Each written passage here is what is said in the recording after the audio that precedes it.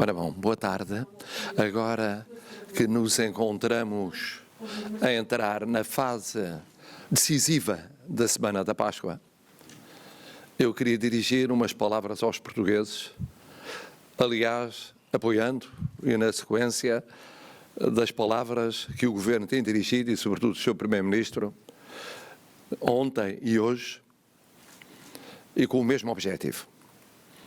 A primeira palavra é para agradecer aquilo que vimos ontem e esperar que se veja hoje e amanhã e depois de amanhã e segunda-feira, que é um esforço dos portugueses para terem uma Páscoa diferente, privando-se da companhia dos familiares. Todos nos privamos, todos nós nos privamos dessa companhia com a distância de outros conselhos, a pensar no mesmo objetivo comum. Em segundo lugar, queria agradecer aos nossos compatriotas que tinham viagens marcadas a Portugal, à sua terra, para ver as suas gentes e que as adiaram ou cancelaram, compreendendo o esforço de todos nós. Não os esquecemos neste momento, em particular os que vivem na Europa e estariam mais próximos das suas comunidades de origem, das suas famílias. Depois eu queria falar de algumas questões que eu sei que têm preocupado os portugueses.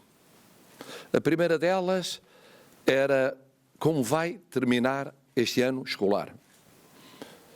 Quero aqui apoiar a proposta apresentada ontem e hoje pelo Sr. Primeiro-Ministro e pelo Sr. Ministro da Educação, muito trabalhado em diálogo com professores e com pais. Não há propostas ideais nestas circunstâncias. Não há. Não há propostas perfeitas. Não há como ter uma recuperação integral do tempo perdido.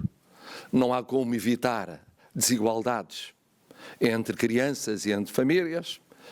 Não há como encontrar a melhor forma de avaliação da matéria à medida do que seria normal num ano letivo normal. O que se procurou foi a solução possível, a mais próxima do possível, e no meio de muitas incertezas. E a solução encontrada aponta tendencialmente para aulas presenciais de um número limitado de alunos que têm exames nacionais, para que seja possível tentar realizar esses exames nacionais, evitando passagens administrativas, evitando o que seria a pior solução de todas, mas todos sabemos que isso depende da evolução do surto. E por isso o Sr. Primeiro-Ministro e o Ministro da Educação disseram, realisticamente, só no final de abril se poderá fazer uma avaliação, que irá sendo continuado ao longo do mês de maio, com objetivos que são, no fundo, salvar o que se possa salvar da melhor maneira possível do ano letivo, mas dependendo de condicionalismos que nenhum de nós pode prever neste momento. Foi uma proposta honesta, possível, para minorar custos que todos sabemos que inevitavelmente existem.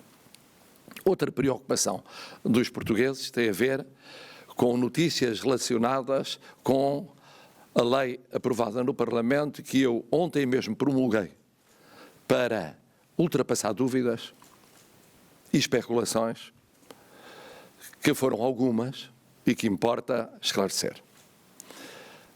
A primeira que importa esclarecer é a de saber se, ou através do perdão, ou através do indulto, como sabem, é uma decisão do Presidente da República, em casos excepcionais, aqui, por razões éticas, humanitárias, de saúde pública, a pensar nos mais velhos, nos mais idosos e nos mais doentes, se vai cobrir ou não certo tipo de crimes particularmente graves.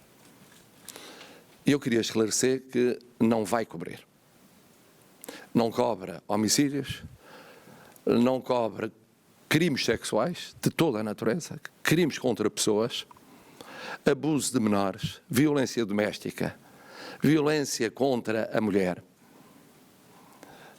crimes contra a identidade cultural ou de género, roubo com violência, crimes de incêndio, nomeadamente incêndio florestal, associação criminosa, como não cobra tráfico de estupefacientes, como não cobra crimes de corrupção ativa e passiva ou de branqueamento de capitais, como não cobra crimes cometidos por titulares de cargos políticos ou públicos, tudo isso está afastado. Os casos que virão às mãos do Presidente da República serão outros, e aí ponderando a idade e a situação de saúde de cada um daqueles que ou pede ou vai pedir um indulto, ou que foi objeto de uma proposta do diretor ou responsável do estabelecimento prisional. Isto é importante para que se não crie na opinião pública a sensação daquilo que não existe, no momento em que temos de nos concentrar todos naquilo que existe. A terceira preocupação tem a ver com o esforço que está a ser feito nos lares. Mais de 3.000 voluntários se ofereceram para colaborar com o pessoal dedicado, com os dirigentes, com os autarcas inexcedíveis, com as Forças Armadas, com as Forças de Segurança. E todos sabemos que este é um problema deste momento.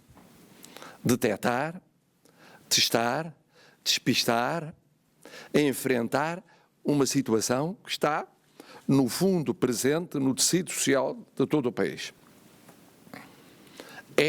Eu tinha-o dito no outro dia, ao renovar o estado de emergência, uma preocupação de todos nós. Devemos, pois, concentrar-nos naquilo que é essencial. E eu tinha dito, ao renovar o estado de emergência, que os portugueses deviam estar preparados para ver o número de infectados subir. Cheguei mesmo a falar em que poderia atingir, no dia 17, mais de 20.000 ou até mais de 30.000. Expliquei, vai haver muito mais testes. E havendo muitíssimo mais testes, nos lares, nomeadamente, mas um pouco por todo o país, haverá a possibilidade de detectar mais infectados. Depois é preciso olhar para aqueles desinfetados que merecem internamento, no sentido que precisam de internamento. Felizmente, a proporção entre os internados e os infectados não tem subido. Depois daqueles que têm internamento, os que precisam de cuidados intensivos. Felizmente, até agora, o número que traduz a proporção entre os que precisam de cuidados intensivos e os infectados não tem subido. Mas eu preparei os portugueses para essa eventualidade. Digo isto porque nos últimos dias tem assistido a uma tendência lenta, mas consistente, de diminuição de casos infectados. Mas o número de hoje representa uma como que quase duplicação do número dos últimos dias. Isto poderia vir a acontecer, como é o número de testes, isto pode vir a acontecer. Só significa o quê? Significa que nós temos de estar muito focados num combate que ainda não está totalmente ganho. Eu tinha dito, tínhamos ganho a primeira fase, tínhamos de ganhar a segunda. Estamos a caminhar para meio da segunda. Continuamos a ter de prestar atenção a este combate. Por isso é que o esforço desta Páscoa é tão importante. Porque aquilo que fizemos hoje repercute-se com o período de incubação. Nos resultados vão ser obtidos daqui para uns dias. E assim sucessivamente. E se queremos, como quer o Sr. Primeiro-Ministro e o Governo, abrir perspectivas relativamente a maio, quanto ao ano letivo, e se queremos, noutros setores da atividade económica e social, abrir perspectivas no mês de maio, temos de garantir, até ao final de abril, que há uma evolução que se traduza não apenas no não crescimento diário do número de casos, mas no decrescimento em números absolutos. Em números absolutos. Isto é muito importante. Em suma, todos unidos, o Governo, o Parlamento e, obviamente, o Presidente da República, continuamos com todos os portugueses a conduzir e a enfrentar o mesmo combate. E é na linha disso que, guardando embora para depois de ouvir os epidemiologistas, na quarta-feira, a formalização do texto que será objeto de parecer do Governo e de votação na Assembleia da República, está formada a minha convicção, como sabem, a iniciativa do Presidente da República quanto à renovação do estado de emergência até ao dia 1 de maio, pelas 24 horas. Naturalmente que irei ouvir os especialistas, irei ouvir e atender ao contributo fundamental do Governo e será a Assembleia a autorizar, mas não podemos brincar em serviço. Não podemos afrouxar. Não podemos, neste momento decisivo, baixar a guarda. E é nesse sentido que eu queria agradecer aos portugueses o que mostraram ontem, esperando que continuem a mostrar hoje, amanhã, no domingo e na segunda. A decisão do Eurogrupo é uma decisão que ainda bem que existiu. Seria grave que, decorridos tantos dias, a Europa se não unisse para olhar para aquilo que é urgentíssimo. Já devia ter sido. Porque as pessoas, nos países europeus, estão a sofrer o que estão a sofrer nos seus salários, nos seus empregos, na sua situação profissional, laboral, económica e social, há semanas e, em alguns casos, há meses, onde o surto começou mais cedo. Foi bom que tivesse havido. Todos temos a noção de que é uma ajuda, no caso português, 4.600 milhões de euros. É uma ajuda relativamente ao pagamento do layoff, relativamente ao pagamento daqueles pais que estão em casa e que continuam em casa para acompanhar os seus filhos devido à inexistência de aulas presenciais, para outros tipos de contributos fundamentais do Estado. Mas é um começo. É um começo. Eu penso que a Europa tem a obrigação de ir mais longe no futuro. O Primeiro-Ministro tem dito isso. O governo português tem-se batido por isso.